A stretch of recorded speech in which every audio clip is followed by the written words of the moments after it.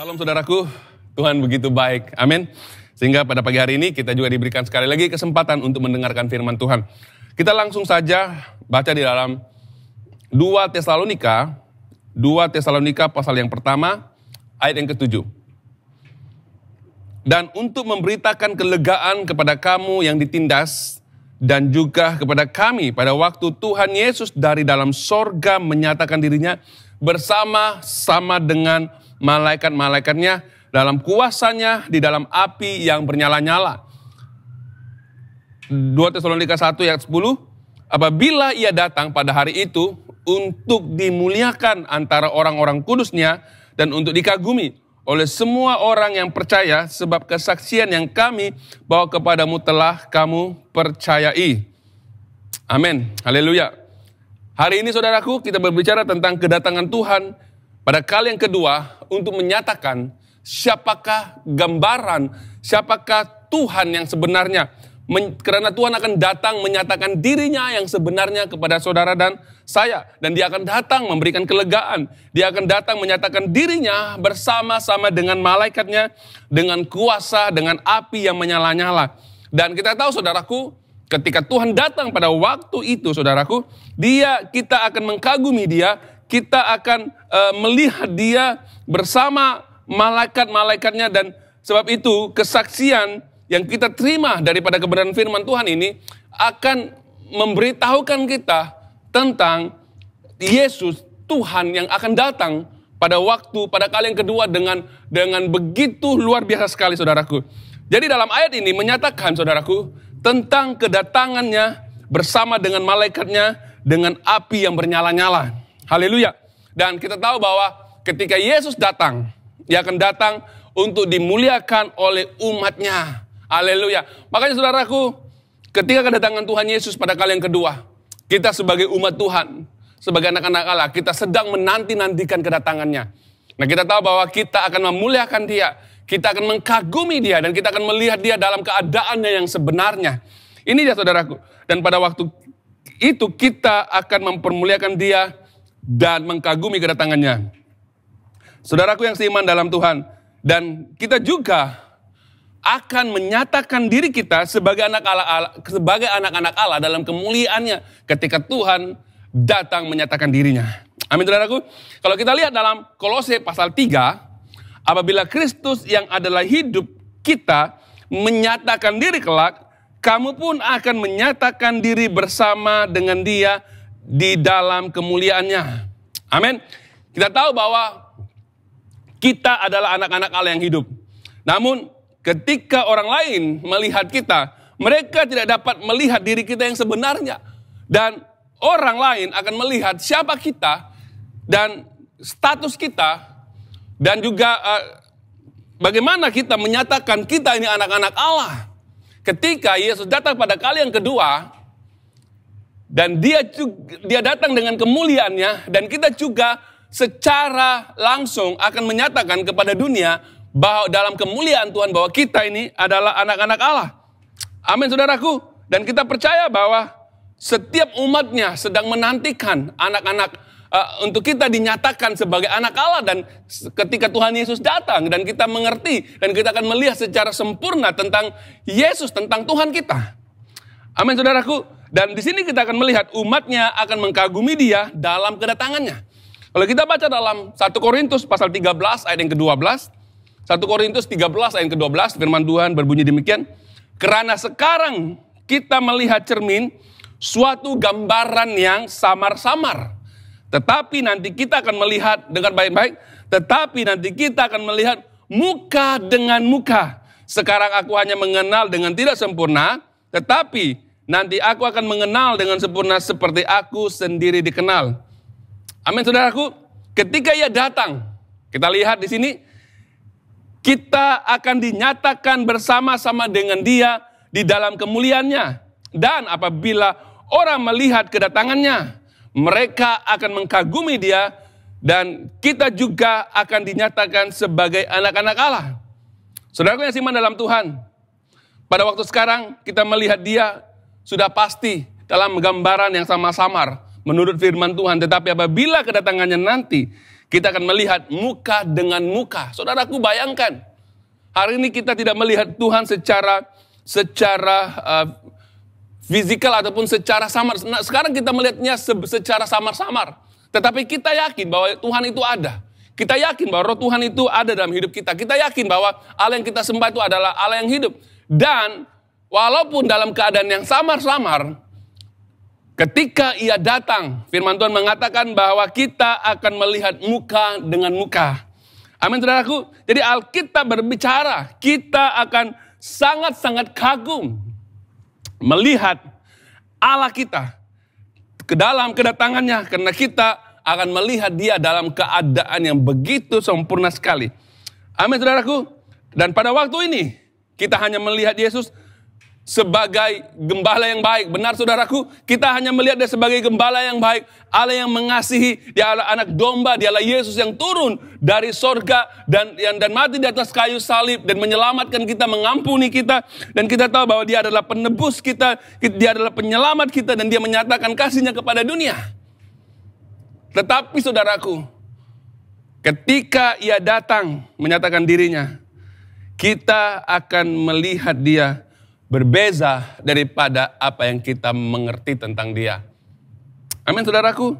Alkitab berbicara, ia akan datang dengan penuh kuasa. Datang bersama dengan para malaikatnya dalam nyalaan api yang bernyala-nyala. Wow, satu hal yang mengkagumi kita. Saudaraku, setiap orang Kristen, kita memiliki, saudaraku, namanya penantian. Dan setiap makhluk menanti akan kedatangan anak Allah untuk dinyatakan. Kita menanti akan kedatangan Tuhan pada kali yang kedua. Inilah pengharapan terbesar orang-orang Kristen pada hari ini. Dan kita tahu bahwa kedatangan Tuhan sudah hampir dekat. Dan kita tahu juga bahwa Tuhan datang bukan saja dengan kasih-Nya, dengan kemurahannya, untuk mengangkat kita masuk ke dalam kerajaan, membawa kita masuk ke dalam kerajaan kekal. Tetapi dia juga adalah Allah yang adil, Allah yang akan membawa penghakiman dan pembalasan kepada orang yang hidup menyangkal Tuhan, yang menyimpan berhala dalam hatinya, yang tidak mau mendengarkan kebenaran firman Tuhan dan menolak kebenaran Injil. Saudaraku yang seiman dalam Tuhan, ini dia. Kita mesti juga melihat bahwa Tuhan datang pada kali yang kedua. Ia adalah Tuhan yang menghanguskan, Tuhan yang cemburu, dan dia datang sebagai hakim dan sebagai raja dalam kehidupan kita. Kalau kita baca, saudaraku, di dalam Ulangan pasal 4 ayat ke-23, yang ke-24, firman Tuhan berbunyi sedemikian. Hati-hatilah supaya kamu jangan melupakan perjanjian Tuhan Allahmu yang telah diikatnya dengan kamu, dan membuat bagimu patung yang menyerupai apapun yang oleh Tuhan Allahmu dilarang kau perbuat. Sebab Tuhan Allahmu adalah api yang menghanguskan, Allah yang cemburu. Saya ulangi, sebab Tuhan Allahmu adalah api yang menghanguskan, Allah yang cemburu. Saudaraku, ketika ia menyatakan dirinya, ia akan menyatakan dirinya bukan saja menyatakan dia adalah Allah yang kasih, yang menyelamatkan setiap orang yang percaya. Tetapi dia juga datang dengan status Allah yang menghanguskan dan Allah yang cemburu. Saudaraku yang seiman dalam Tuhan, ketika kita lihat Allah ini seperti ini, dan kita tahu bahwa dia adalah seorang pahlawan yang luar biasa. Dia adalah seorang yang sangat berkuasa. Dan dia adalah Allah yang berkuasa di atas segala sesuatu. Dan saudaraku yang seiman dalam Tuhan, dia juga akan datang melepaskan amarahnya dan murkanya kepada manusia. Dan dia juga akan datang menghakimi bangsa-bangsa. Ini dia Tuhan kita. Saudaraku, kalau kita sebagai orang Kristen bisa melihat Tuhan itu adalah api yang menghanguskan pada waktu kedatangannya, dan kita tahu bahwa Tuhan itu adalah Allah yang cemburu, maka sudah pasti kita akan menilai hidup kita. Dan kita tahu bagaimana kita meresponi Tuhan. Dan kita tahu bahwa dengan cara ini membuat kita boleh hidup takut dan hormat kepada Tuhan. Bagi kita yang percaya, saudaraku, ketika kedatangannya penuh dengan api yang bernyala-nyala bersama malaikatnya, kita tahu bahwa kita akan memuliakan dia dan kita akan mengagumi dia. Amin. Tapi bagi orang yang tidak percaya, ia adalah Allah yang sangat menakutkan mereka. Kenapa saudaraku? Karena dia adalah Allah yang cemburu, Allah yang menghanguskan. Dan saudaraku yang seiman dalam Tuhan, bagi orang yang berada di luar Kristus, ketika mereka melihat Tuhan kita datang dengan kuasanya, datang dengan api, datang bersama dengan malaikatnya, datang dengan kecemburuan yang bernyala-nyala saudaraku. Saya percaya bahwa mereka akan melihatnya dengan takut dan sangat gentar dengan Tuhan. Saudaraku yang seiman dalam Tuhan, ini dia. Bagaimana hubungan saudara dengan Tuhan selama engkau hidup? Adakah kita masih lagi benar-benar hidup sesuai dengan keinginan Tuhan? Hidup sesuai dengan panggilan kita di muka bumi ini? Adakah kita sedang ataupun sudah bersiap untuk menantikan kedatangan Tuhan? Ataukah pada waktu ini saudara masih lagi tidak mau mempercayai, padahal saudara sudah lama menjadi orang Kristen? Adakah saudara pada waktu ini masih lagi mengeraskan hatimu dan menolak Injil? Saudaraku yang seiman dalam Tuhan, ketika Tuhan datang pada kali yang kedua dengan kuasa, dengan api, dengan otoritas yang begitu luar biasa. Saya percaya bahwa orang yang tidak mengenal Tuhan, orang yang separuh hati, yang suam-suam kuku dalam kekristenan, dalam kepercayaan mereka, ketika mereka melihat Tuhan datang, sudah pasti mereka akan hidup dalam ketakutan, dalam keadaan gentar, berhadapan dengan Tuhan, berhadapan dengan penghakiman Tuhan. Saudaraku, kalau kita baca di dalam Wahyu pasal yang ke-5, ayat 15 hingga yang 17, kita bacakan, dan raja-raja di bumi, dengan baik-baik, dan raja-raja di bumi, dan pembesar-pembesar, serta perwira-perwira, dan orang-orang kaya, serta orang-orang yang berkuasa, dan semua budak, serta orang merdeka, bersembunyi, dengar baik-baik, bersembunyi di dalam gua-gua, dan celah-celah batu, karang di gunung. Dan mereka berkata kepada gunung-gunung dan kepada batu-batu karang itu, runtuhlah menimpa kami dan sembunyikanlah kami terhadap dia yang duduk atas takhta dan terhadap murka anak domba itu. Sebab sudah tiba hari besar murka mereka, dan siapakah yang dapat bertahan? Saudaraku, kalau kita lihat dalam ayat ini, orang-orang yang tidak takut kepada Tuhan, apapun statusmu, apapun kedudukanmu, siapapun saudara, sejauh mana keberhasilan saudara, sejauh mana saudara populer di tengah-tengah dunia ini, ingat saudaraku, tanpa Tuhan, tanpa keselamatan, tanpa kepercayaan saudara ketika dia datang, sudah pasti engkau akan bersembunyi seperti raja-raja dan pembesar-pembesar ini saudaraku.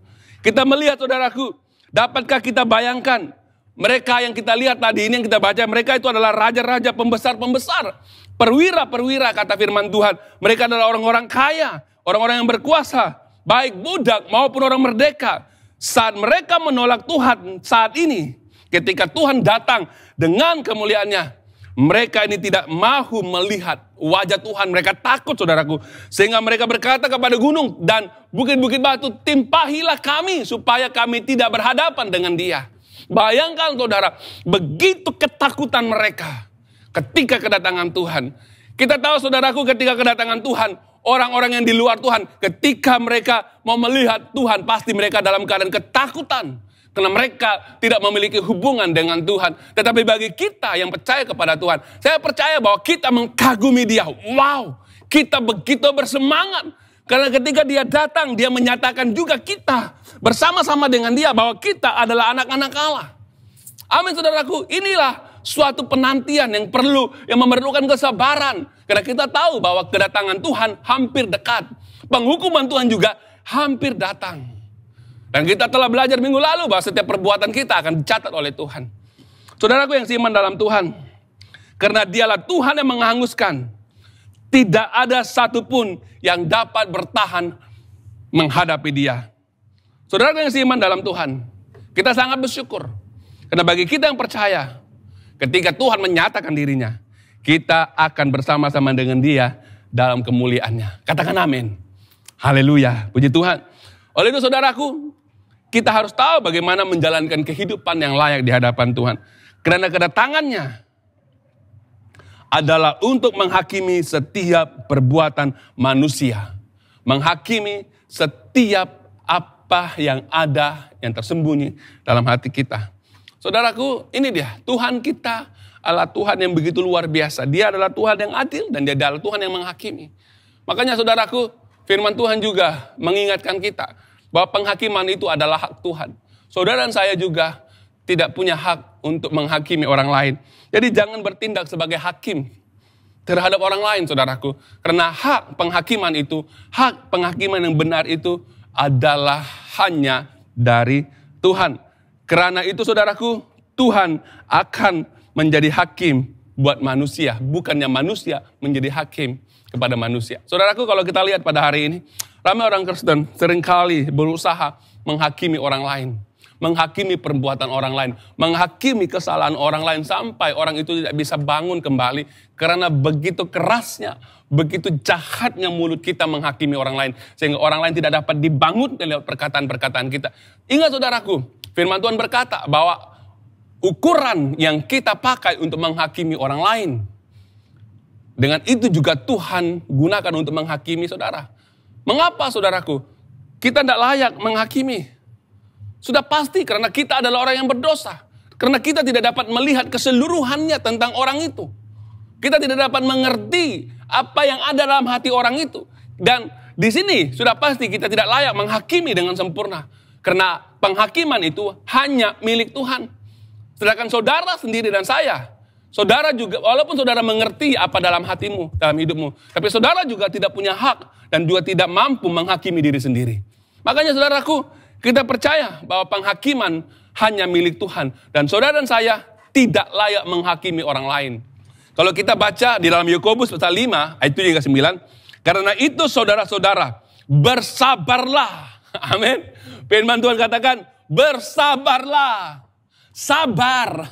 Haleluya. Firman Tuhan mengatakan bersabarlah. Sampai apa saudaraku? Sampai bila kita bersabar? Kita lihat di firman Tuhan di sini. Bersabarlah sampai kepada kedatangan Tuhan. Sesungguhnya petani menantikan hasil yang berharga dari tanah dan ia bersabar sampai telah turun hujan musim gugur dan musim semi. Kamu juga harus bersabar. Dengar baik-baik. Firman Tuhan mengatakan kamu juga harus bersabar dan harus meneguhkan hatimu karena kedatangan Tuhan sudah dekat. Kedatangan Tuhan sudah dekat. Saudara-saudara, janganlah kamu bersungut-sungut. Amin. Dan saling mempersalahkan. Jangan bersungut-sungut dan jangan saling mempersalahkan. Supaya kamu jangan dihukum. Sesungguhnya hakim telah berdiri di ambang pintu. Haleluya. Ya saudaraku, saya percaya bahwa kita banyak mengalami hal soal orang lain menghakimi kita. Kita tahu bahwa kadangkala kita mau mempertahankan diri lewat penghakiman orang itu. Kadangkala kita tak mampu. Saudaraku yang seiman dalam Tuhan, kita perlu bersabar, kata firman Tuhan. Karena kalau kita tidak bersabar lewat apa yang orang bicarakan kepada kita, sudah pasti hidup kita akan hidup bersungut-sungut. Sudah pasti kita akan hidup mempersalahkan orang itu. Karena orang itu menghakimi kita atau mengatakan sesuatu yang tidak benar tentang kita. Tapi firman Tuhan mengatakan bahwa kita harus bersabar karena hakim telah berdiri di ambang pintu. Dan dia akan datang segera. Dia datang menghakimi, bukan saja orang yang menghakimi kita, tetapi Tuhan juga akan menghakimi kita lewat perbuatan kita. Oleh itu saudaraku, kalau kita hidup benar di hadapan Tuhan, kalau kita tahu bahwa kita tidak melakukan hal yang apa yang mereka bicarakan, kita tahu dan kita hanya perlu tunggu dengan sabar. Karena Tuhan mengatakan pada waktu ini Tuhan akan segera datang. Ini dia saudaraku. Apapun yang orang lakukan yang tidak adil dengan saudara, yang ada di sekitar saudara, sabarlah bahwa Tuhan akan menghakimi mereka. Amin saudaraku. Ini dia, kita tidak boleh menghakimi karena kita tidak dapat melihat secara keseluruhan tentang suatu hal.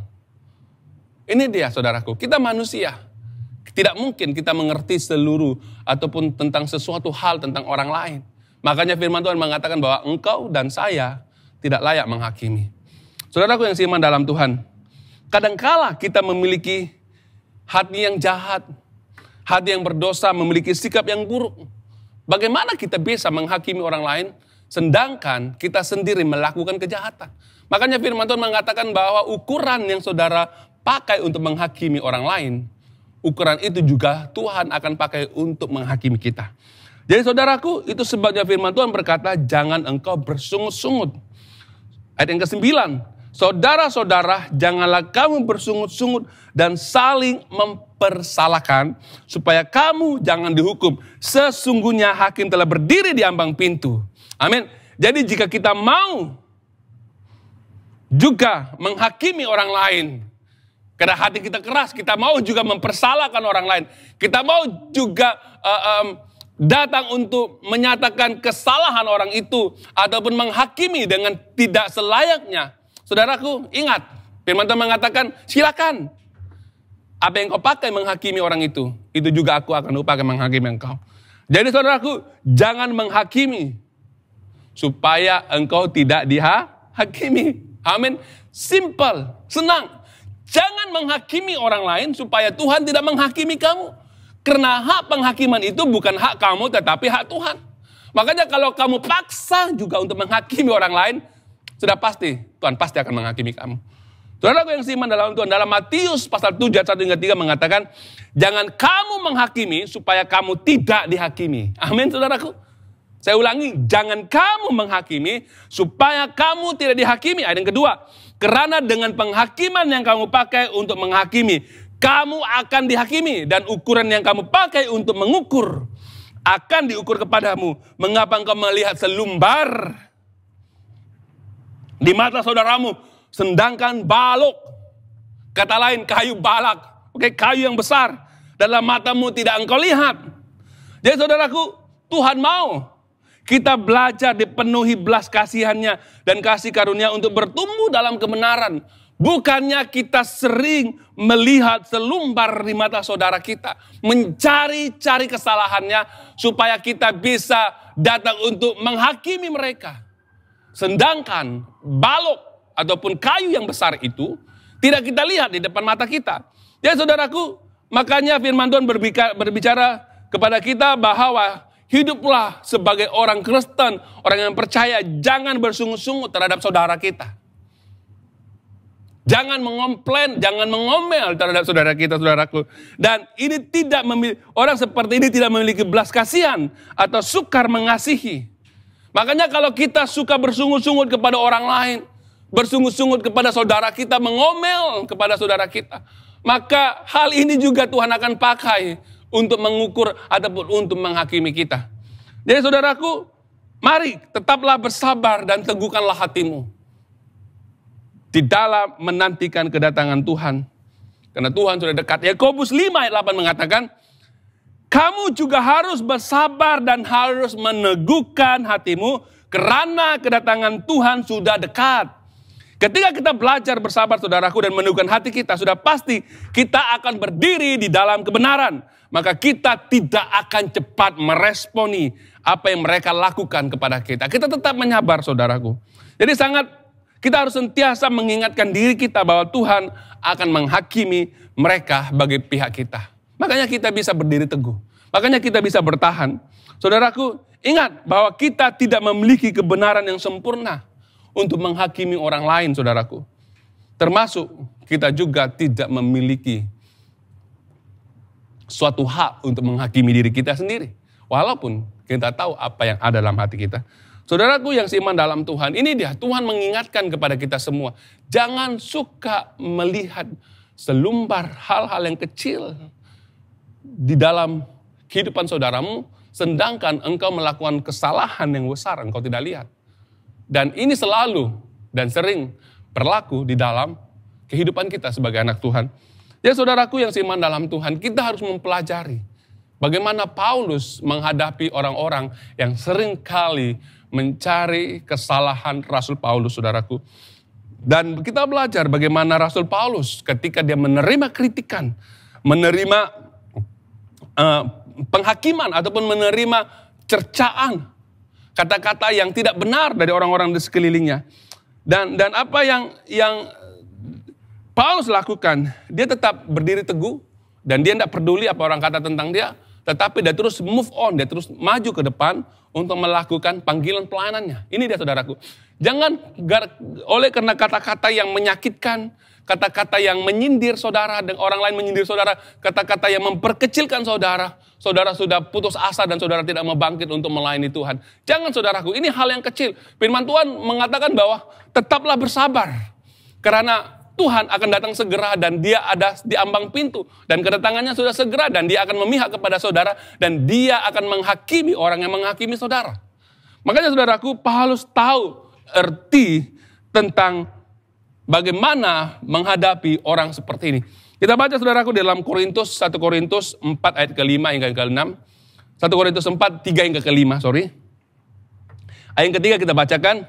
Bagiku sedikit sekali artinya. Entahkah aku dihakimi oleh kamu atau oleh suatu pengadilan manusia. Malah diriku sendiri pun tidak kuhakimi. Dengar baik-baik saudaraku. Paulus mengatakan malah diriku sendiri tidak kuhakimi. Sebab memang aku tidak sadar akan sesuatu, tetapi bukan karena itulah aku dibenarkan. Dia yang menghakimi aku, ialah Tuhan. Karena itu janganlah menghakimi sebelum waktunya. Yaitu sebelum Tuhan datang. Ia akan menerangi juga apa yang tersembunyi dalam kegelapan. Dan ia akan memperlihatkan apa yang direncanakan di dalam hati. Maka tiap-tiap orang akan menerima pujian dari Allah. Saudaraku, kalau kita baca ayat ini, penghakiman manusia terhadap diri Paulus, orang-orang yang ada di sekitar itu, tidak memberikan dampak kepada Paulus. Karena Paulus, saudaraku, mengapa? Karena Paulus menyadari bahwa penghakiman manusia terhadap dirinya tidak memberikan apa-apa dampak. Karena dia tahu bahwa penghakiman yang sebenarnya itu datang daripada Tuhan. Amin. Karena dia tahu bahwa Tuhan adalah Tuhan yang menghakimi setiap orang. Karena Tuhan menghakimi jauh ke dalam hati manusia. Karena dia adalah Tuhan yang menerangi semua hati manusia. Makanya saudaraku, manusia tidak layak menghakimi manusia. Dan Paulus mengatakan, aku sendiri tidak layak menghakimi diriku. Hanya Tuhan yang tahu, yang menghakimi di dalam setiap kehidupan manusia. Jauh masuk ke dalam hati kita. Dalam ayat ke-5 mengatakan, karena itu janganlah menghakimi sebelum waktunya. Yaitu sebelum Tuhan datang. Ia akan menerangi juga apa yang tersembunyi dalam kegelapan. Dan ia akan memperlihatkan apa yang direncanakan dalam hati manusia, dalam hati, maka tiap-tiap orang akan menerima pujian dari Allah. Amin. Jadi kalau kita lihat di sini saudaraku, sudah pasti dalam hidup kita banyak kegelapan. Tidak dapat melihat kegelapan dalam hati kita juga. Hanya kebenaran firman Tuhan yang bisa menerangi. Hanya perkataan Tuhan yang bisa menerangi. Hanya kedatangan Tuhan yang bisa menghakimi saudara dan saya. Saudaraku yang siman dalam Tuhan, ini dia. Kita juga harus mengerti bahwa ketika Tuhan datang menghakimi kita, dia juga bukan hanya menghakimi dalam hati kita, perbuatan kita, tetapi dia akan menghakimi setiap ucapan bibir kita. Perkataan yang kita keluarkan, saudaraku. Kita baca dalam Yudas pasal 1, 14, 15, dan 16. Saya akan bacakan. Juga tentang mereka, Henok keturunan ke-7 dari Adam, telah bernubuat katanya, sesungguhnya Tuhan datang dengan beribu-ribu orang kudusnya. Hendak menghakimi semua orang, menjatuhkan hukuman atas orang-orang fasik. Karena mereka karena semua perbuatan fasik yang mereka lakukan. Karena semua kata-kata nista yang diucapkan orang-orang berdosa yang fasik itu terhadap Tuhan. Mereka itu adalah orang-orang yang menggerutu dan mengeluh tentang nasibnya. Hidup menurut hawa nafsunya, tetapi mulut mereka mengeluarkan, dengar baik-baik, mulut mereka mengeluarkan perkataan-perkataan yang bukan-bukan, mereka menjilat orang untuk mendapatkan keuntungan. Adakah saudara seperti ini? Saudara mengeluarkan kata-kata yang menggerutu, kata-kata yang nista, kata-kata yang menyalahkan orang lain, kata-kata yang menyalahkan Tuhan, kata-kata yang nista terhadap Tuhan, saudaraku. Ingat, Tuhan datang, dia akan menghakimi setiap ucapan kita, perbuatan kita yang nista. Perbuatan nista itu berkaitan dengan ucapan yang kita keluarkan, saudaraku. Perkataan-perkataan yang sombong, perkataan-perkataan yang bertindak dalam kedagingan kita, sehingga kita tidak menuruti apa yang Tuhan inginkan dan mengeluarkan perkataan-perkataan jahat terhadap orang lain kepada pemimpin-pemimpin dalam gereja. Dan ini secara tidak langsung engkau mengeluarkan perkataan nista kepada Tuhan. Ini bahaya, saudaraku, di mana Tuhan akan menghakimi setiap satu perkataan yang kita ucapkan, setiap perkataan. Bayangkan, saudaraku, berapa ratus ribu, berapa juta perkataan yang keluar dari mulutmu sepanjang hidupmu. Dan setiap perkataan itu akan dihakimi oleh Tuhan.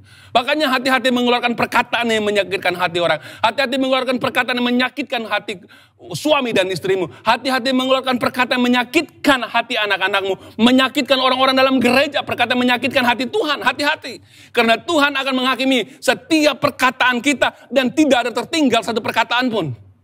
Makanya, saudaraku, ini dia. Kalau kita tahu bahwa Tuhan datang menghakimi setiap kata-kata kita yang kita ucapkan keluar, maka kita harus hidup berhati-hati di hadapan Tuhan lewat perkataan kita. Makanya gunakanlah perkataanmu untuk memuji Tuhan. Amin. Gunakanlah perkataanmu untuk berdoa kepada Tuhan. Gunakanlah perkataanmu untuk mengucapkan kata-kata keluhan-keluhan yang tidak terucapkan di hadapan Tuhan lewat bahasa roh. Lewat berdoa menyembah Tuhan dalam roh dan kebenaran. Sehingga engkau dikuatkan. Bukan perkataan yang menyombongkan diri. Perkataan yang menyombongkan siapa saudara.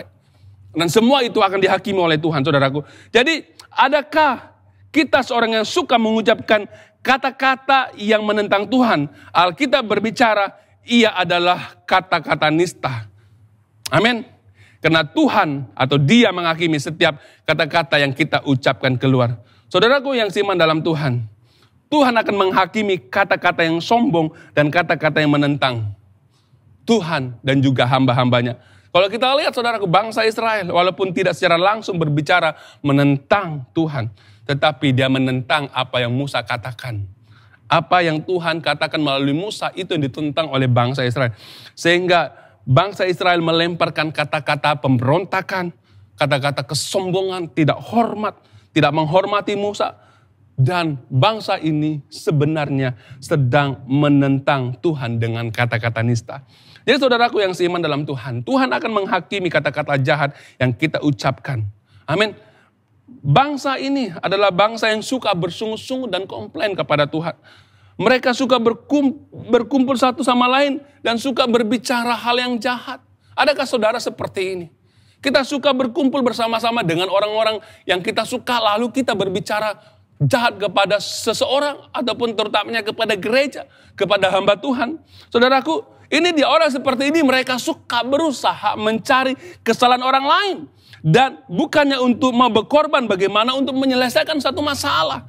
Dan biasanya kita mengeluarkan kata-kata sombong, kata-kata kepahitan, kata-kata penghakiman kepada orang lain. Karena sudah pasti ada akar pahit dalam diri kita. Dan kita tidak pernah melihat kebaikan orang lain. Kita hanya seringkali mencari kesalahan-kesalahan yang mereka lakukan, lalu kita hakimi. Ini dia bahaya, saudaraku. Ini juga kata-kata nista. Kata-kata yang membuat orang sakit hati karena perkataan saudara yang begitu jelek terhadap mereka. Jadi, saudaraku, ingat bahwa Tuhan juga akan menghakimi setiap perkataan kita yang tinggi hati, perkataan yang sombong, yang keluar daripada hidup kita. Kita baca yang terakhir, saudaraku, Meliaki 3 ayat 13 yang ke-14. Firman Tuhan mengatakan, bicaramu kurang ajar tentang aku.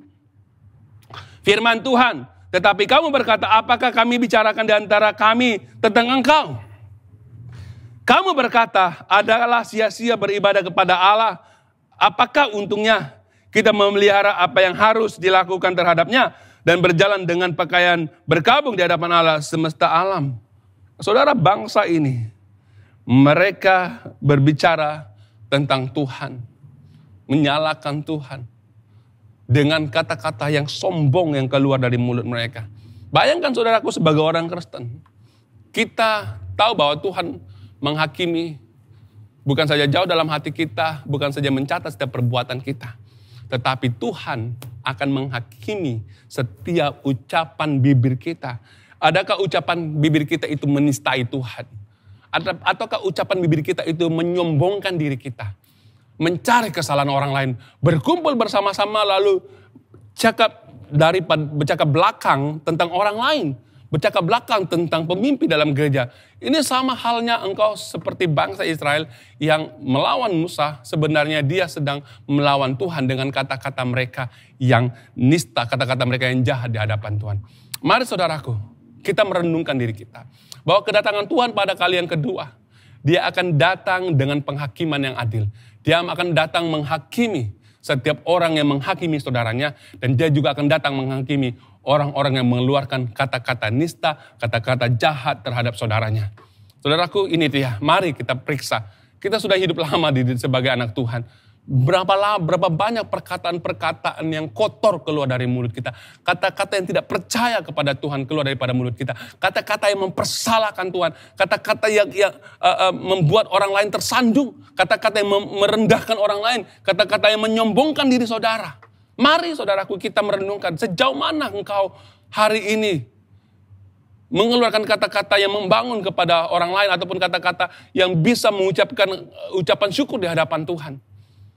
Jika kita tidak bisa menilai diri kita, maka sudah pasti Tuhan akan datang menghakimi setiap kata-kata, perbuatan, dan cara kita berhadapan dengan orang lain. Haleluya, mari kita berdoa.